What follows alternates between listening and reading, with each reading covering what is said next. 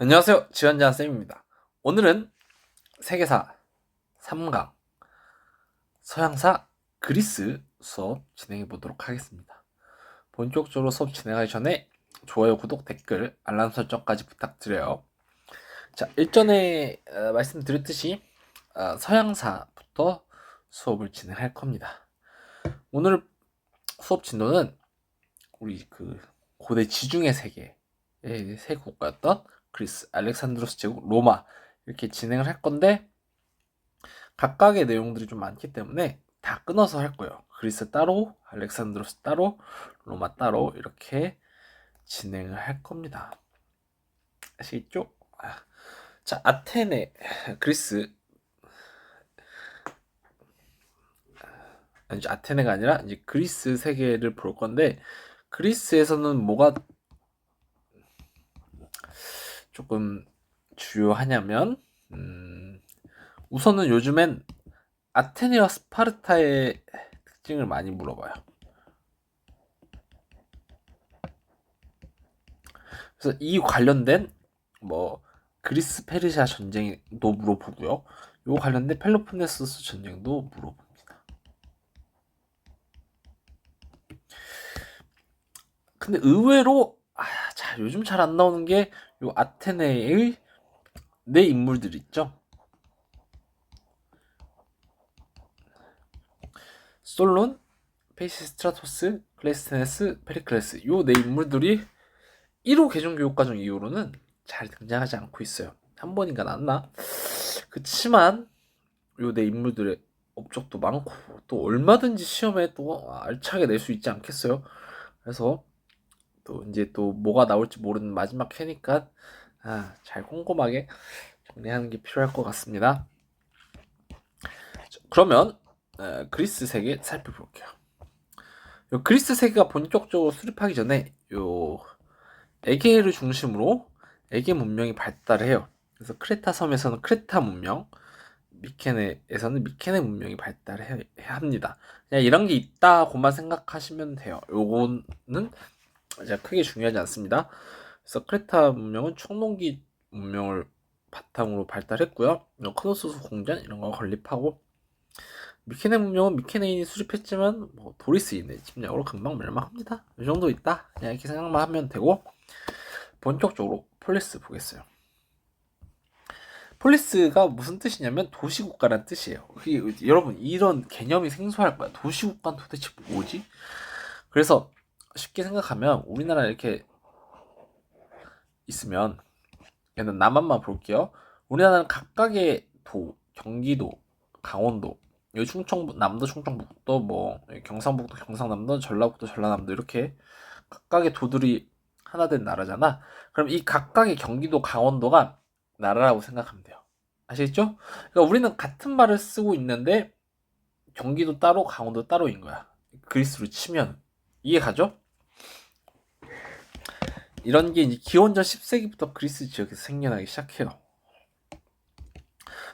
이제 이 폴리스는 크게 두 가지 구조로 이루어져 있는데 종교 군사 거점인 아크로폴리스와 광장, 집회, 상거래, 생활 중심지인 아고라로 이루어져 있습니다. 특징은 이 폴리스끼리 독립적이에요. 그러니까 경기도 따로 강원도 따로 생각하면 되는데 어쨌든 우리도 경기도랑 강원도랑 충청도랑 경상도랑 이렇게 있으면 같은 말을 쓰고 같은 한국인이랑 의식이 있죠. 이 사람들도 각각의 나라는 다르지만 각각의 같은 그리스인이라는 헬레네스라는 이 그리스인이라는 뜻이거든요. 동족 의식이 있어요.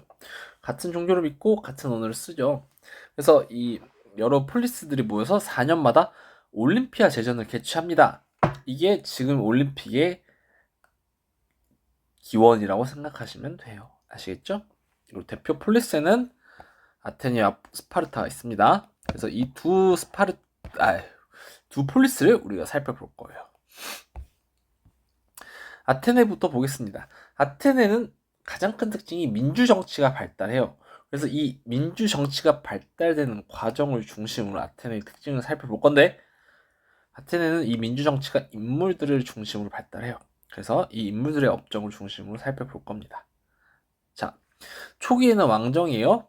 소수 귀족 그 다음에는 귀족정이라 해서 소수 귀족들이 권력을 장악해. 근데 평민들이 상공을 통해서 돈이 많아져요. 당시 그리스 세계는 이 평민들이 전쟁에 참여하는데 돈 있는 사람만 전쟁에 참여할 수 있었어. 왜냐면 그 무기나 갑옷 같은 걸 다 셀프로 마련했어야 됩니다. 그래서 돈 많은 평민들이 중장보병을 전쟁에 참여해. 그러면 힘들게 전쟁에서 이기오면 내가 나라를 위해 이렇게 했는데 나라는 나를 위해 뭐 해주는 게 없나? 이런 생각을 해요. 다 하게 됩니다. 여러분 군대 가면 그렇게 돼요. 남학생들. 그런 생각이 안 들 수가 없어요. 어쨌든 평민들이 그러면 전쟁에 참여한 평민들이 나도 정치에 참여하고 싶어 라는 이야기를 합니다. 그렇게 해서 평민들이 점차 정치에 참여하게 돼요. 근데 처음부터 완벽하게 참여하게 되진 않지. 차츰차츰. 그래서 솔로는 금권정이라는 걸 도입합니다. 그래서 재산에 따라 참정권을 차등 분배하는 거야. 돈 많은 사람들은 몇 표, 돈 많은 사람들은 3표, 뭐 적당한 사람들은 2표, 없는 사람들은 1표, 그리고 아예 없는 진짜 거지들은 0표, 막 이렇게 재산에 따라 표를 참정권을 차등 분배해요. 그러면 이게 문제가 모든 계층에서 불만을 제기해. 위에 돈 많은 애들은 왜 평민들한테 표를 주냐? 평민들은 이럴 거면 다 주지 왜 우리는 돈에 따라서 적게 주냐? 이렇게 모두가 불만을 갖게 돼요. 별로 그렇게 실효성 있는 정책은 아니었다. 그 다음 이제 페이시스트라토스는 참주정을 실시해요. 근데 이 참주가 비합법적으로 정권을 장악하여 독재권을 행사한 지배자거든요. 물론 이제 정당한 방법으로 지배자가 된 건 아닌데 나름 페이시스트라토스는 이 평민들을 위한 정책을 많이 펼쳤다고 합니다. 그래서 근데 뭐 교과서에 나오는 건 참주정밖에 없어요. 그래서 그랬다. 그럼 페이시스트라토스는 참주정 이것만 알면 되고요. 그 다음 이제 클레이스테네스가 민주정치의 기반을 마련했다라고 평가를 받는데 일단 부족제를 개편합니다. 기존의 혈연 중심의 사회에서 그냥 살고 있는 거주지 중심으로 뭐야 이거 부족제를 개편해요. 그 다음에 500인 평의회를 설치합니다. 그래서 이 거주지 중심으로 개편을 하잖아. 그러면 이 500명을 모아서 하나의 평의회를 설치해. 그래서 1 500인 평의회, 2 500인 평의회 막 이렇게 생겨요. 그러면 그 지역의 행정을 담당하는 거야. 500인 평의회가. 아시겠죠? 이렇게만 생각하면 되고요. 가장 시험에 많이 나오는 건 도편 추방제죠.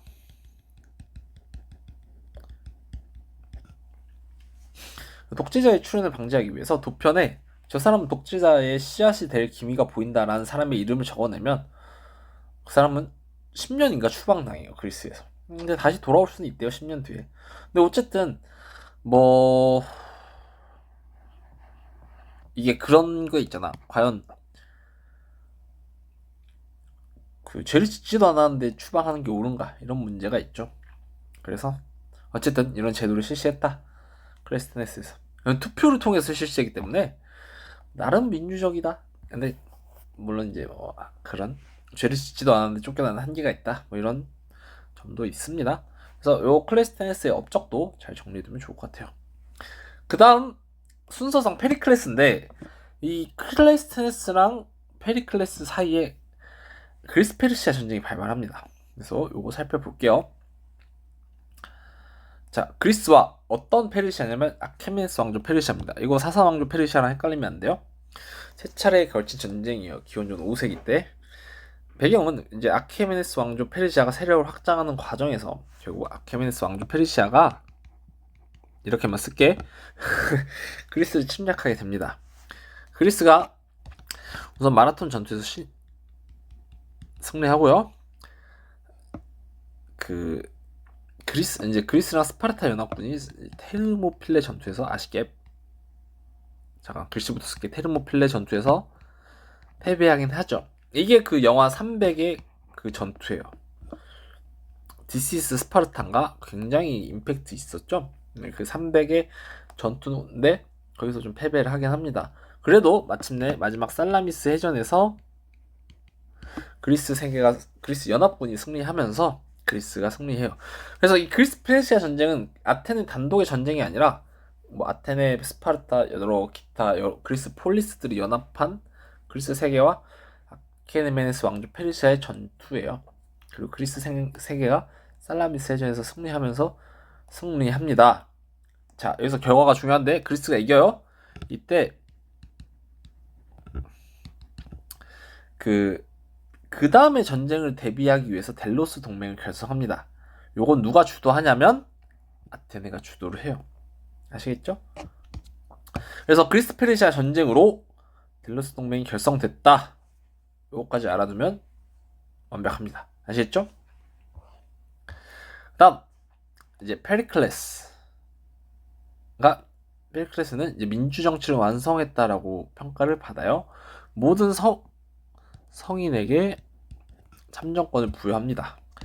근데 여기 보면 여자 외국인 노예는 참정권이 없죠. 그래서 여기는 남성만으로 한정이 돼요. 이해가요? 그러니까 그리스에서 아테네에서 성인 남성만을 의미하고 이 사람들에게만 참정권을 부여해요.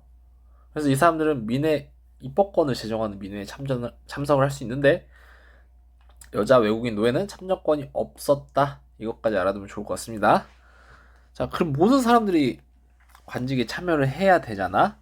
그래서 추첨제를 통해서 장군을 제외한 모든 관직은 올 랜덤으로 임명합니다. 그래서 누구나 정치에 쉽게 참여할 수 있고요.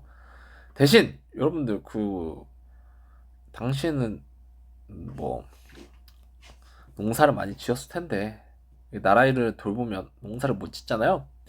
그러면 나라 일을 하느라 고생했다고 공부수당을 주기도 합니다. 그러니까 월급 준 거지. 그래서 가난한 시민도 정치 참여를 할 수가 있었어요. 그리고 페리클레스가 파르테논 신전도 건축합니다. 이렇게 알아두면 좋을 것 같아요. 자, 그 다음 스파르타 보겠습니다. 이 스파르타의 특징을 한번 살펴볼게요. 스파르타는 도리스인이 펠로폰네소스 반도에 세웁니다. 그래서 정치 체제는 왕과 소수의 귀족이 정치를 장악하고요. 역시 여기도 참정권 성인 남성에게만 부여합니다. 근데 스파르타의 특징으로 많이 나오는 게 스파르타 신문제예요. 가장 높은 계층이 시민이라서 얘는 참정권이 있고요. 이 반자유민 얘네는 상공업에 종사하는데 얘네를 페리오이코이라고 해요. 그리고 이제 가장 하층이 예성 농민이나 노예들을 얘기하는데 얘들은 헤일로타이라고 합니다. 그냥 헤일로타이만 시험에 등장한 적이 있어요. 그래서 헤일로타이가 스파르타의 신문제인지 알아야 되고요. 예성 농민이고 농업에 종사하는지까지 알아야 됩니다. 근데 이제 헤일로타이까지 나왔는데 나는 페리오이코이까지도 나올 수 있다고 생각을 해. 그러니까 페리오이코이까지 알아둡시다. 아시겠죠? 그리고 스파르타라는 이 이름 자체를 우리가 언제 많이 쓰나요? 좀 엄격하고 막 군대 같고 이렇게 빡빡하고 강력한 이런 느낌을 받을 때 스파르타라고 얘기를 하죠. 그래서 스파르타의 사회는 군국주의 체제예요. 엄격하고 폐쇄적인 사회여서 소수의 지배층이 다수의 피지배층을 감시하고 통제합니다. 그래서 굉장히 강압적이고 힘이 앞선 사회라고 생각하면 되겠고요. 그래서 성인 남성은 가혹한 군사훈련을 받고 집단 생활을 한다고 합니다. 자, 여기까지가 스파르타의 특징이고 이제 펠로폰네소스 전쟁을 살펴보겠어요. 아까 봤던 델로스 동맹이 문제가 됩니다. 이 아테네를 중심으로 이제 그리스 페르시아 전쟁 이후에 앞으로 다가올 전쟁, 어떤 전쟁이든 그냥 또 누군가 또 침략을 할 수가 있잖아요. 누군가의 침략을 대비하기 위해서 델로스 동맹을 결성했는데 이 델로스 동맹이 아테네 중심으로 만들어졌지만 아테네가 결국 이 델로스 동맹을 자기 이익만 추구하는 걸로 바꿔요. 그래서 대표적으로 델로스 동맹의 다른 폴리스들이 낸 군사 분담금을 아테네가 자기들이 꿀꺽합니다. 뭐 그게 문제가 됐겠죠. 그래서 스파르타 중심의 펠로폰네소스 동맹이랑, 왜 펠로폰네소스 동맹인지는 알겠죠?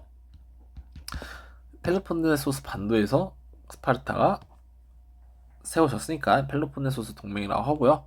저 위에는 델로스 동맹이라고 합니다. 근데 왜 델로스 동맹이냐면 아까 그 군사 분담금 그거를 델로스 섬에 보관을 했어요. 그래서 델로스 동맹이라고 합니다.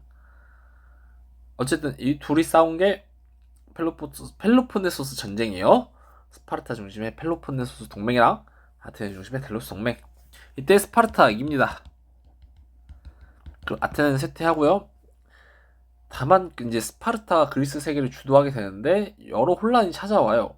스파르타 이후에 또 누가 스파르타에 대항하고 또 서로 싸우고 또 서로 싸우고 개판이 돼서 결국에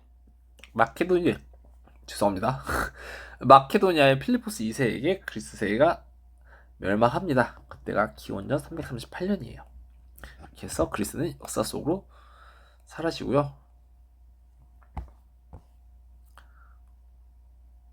여기까지가 우리가 그리스 세계에서 살펴볼 내용입니다. 아시겠죠?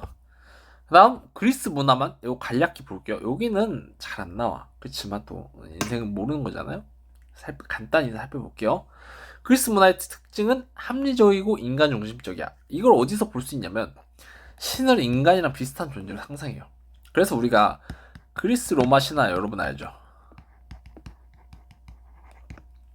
요 만화나 책이나 다들 한 번씩은 봤을 건데 여기서 보면 신들이 굉장히 인간적으로 나와.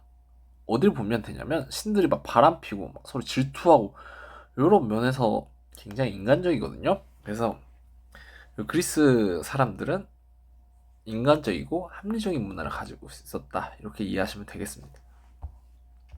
자, 그리스 세계 철학은 자연 철학에서 시작을 해요. 뭐 이런 사람도 있어요. 뭐 몰라도 됩니다. 이거 진짜 이것까지는 안 해. 내가 뭐 다른 거 다 외우라 해도 이건 좀 과해. 여기서 시작을 해서 인간 중심으로 진리의 상대성과 주관성을 강조하는 소피스트 철학이 발달하고요. 반대로 진리의 보편성과 절대성을 강조하는 소크라테스가 대립합니다. 그러다 소크라테스가 결국 사형나가죠. 그리고 이제 플라톤도 등장해서 이상국가론 제시하고요. 아리스토텔레스는 뭐 그리스 철학을 체계적으로 정리했다 이렇게 하는데 우리 뭐 윤리학 사상하는 건 아니니까 이렇게 간단히만 보세요. 이 사람들이 그리스인지만 알면 돼. 우리는 그렇게까지는 딥하게 철학은 안 나옵니다. 자, 그다음 역사는 이 두 사람은 나중에 여러분들 혹시 가끔 너무 감동적인 댓글 있는데 막 자기도 사학과 희망하는 학생인데 제 컨텐츠를 볼 때면 제가 역사를 좋아한다는 게 느껴져서 좋았다. 이렇게 너무 이쁘고 감동적인 댓글 달아주는 학생들이 있어요. 너무너무 그럴 때마다 감사하게 생각하고 있습니다. 모든 댓글이 감사하지만 진짜 그런 댓글 볼 때마다 큰 힘을 얻고 열심히 강의 찍고 교재 만들 힘을 얻는 것 같아요. 어쨌든 이 얘기를 왜 하냐면 사학과 가면 이 두 사람 굉장히 많이 만납니다. 물론 이제 졸업하면 기억 안 나요. 그렇긴 한데도 이 두 사람은 역사학 인문 막 이런 역사학 개론할 때 많이 등장하니까 사학과 갈 학생들 있으면 잘 알아두면 좋을 것 같고요. 시험엔 잘 안 나옵니다. 막상 잘 안 나오대. 이제 헤로도토스라는 인물이 역사라는 책을 씁니다. 이 사람은 그리스 페르시아 전쟁을 저술했고 그 그리스 페르시아 전쟁 이야기를 담은 게 역사예요. 책 이름이 역사야. 그래서 헤로도토스를 역사학의 아버지라고 부르고요. 펠로폰네소스 전쟁을 투키디데스라는 인물이 또 책 제목이 역사야. 역사라는 책을 통해서 저술을 합니다. 그래서 이 두 사람 구분해서 알아두면 조금 이 두 사람까지는 나올만 할 것 같아. 아시겠죠? 그리고 이제 호메로스가 일리아스랑 오디세이아, 트로이 전쟁 관련된 이야기를 썼고요. 뭐 비극 작가, 희극 작가는 이런 사람 있다, 뭐 알면 될 것 같고요. 건축에서는 파르테논 신전. 아까 그 페리클레스가 건축했다고 얘기했죠. 그래서 조화 균형의 미를 중시했고요. 아테네 여신상 이런 것도 있었습니다. 그래서 그리스 문화도 그냥 한번 살펴봐주면 좋을 것 같습니다. 그래서 자, 그리스는 여기까지 해서 마무리하겠습니다. 그래서 다시 한번 강조하지만 우선 아테네랑 스파르타를 비교해서 어디가 아테네인지 또 어디가 스파르타인지를 알아야 되고요. 그와 관련된 그리스 페르시아 전쟁 그리고 스펠로폰네소스 전쟁 각각의 배경 전개 결과 또 나눠서 학습해 줘야 되고요. 마지막으로 이제 아테네의 내 인물의 민주정치 관련된 업적들 잘 정리해 보면 좋을 것 같습니다. 아시겠죠? 자, 그럼 이렇게 하고요. 그리스 세계는 마무리하고 다음 알렉산드로스 제국에서 만나 뵙도록 하겠습니다. 그럼 안녕.